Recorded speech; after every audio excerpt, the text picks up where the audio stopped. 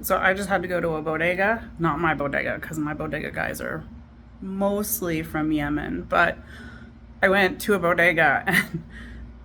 um, I forget why I brought it up, but he was drinking on coffee, and I was like,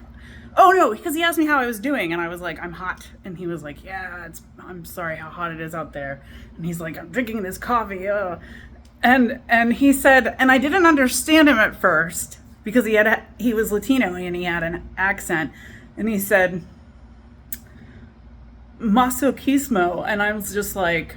what? And he was like, Maso, how do you say this? And he like asked his coworker how to say it in English, and he was like, and the only reason why I didn't, okay, well, anyway, he was like, when somebody likes pain, and I was like,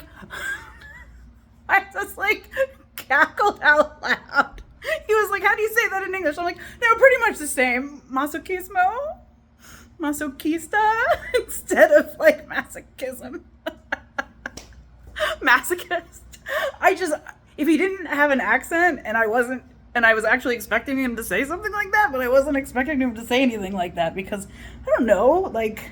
I know that everybody else likes summer and I don't, and I'm like an older lady, white, pale ass lady having hot flashes, so, I don't expect young Latino guys to be complaining about the summer as much as me, but, and that's why I thought it was so funny because it was like such an extreme way of, I didn't expect him to compare it as, or describe it as that. Which I was like, that's like, I was thinking to myself like, that's how I would describe it, drinking hot coffee in the summer.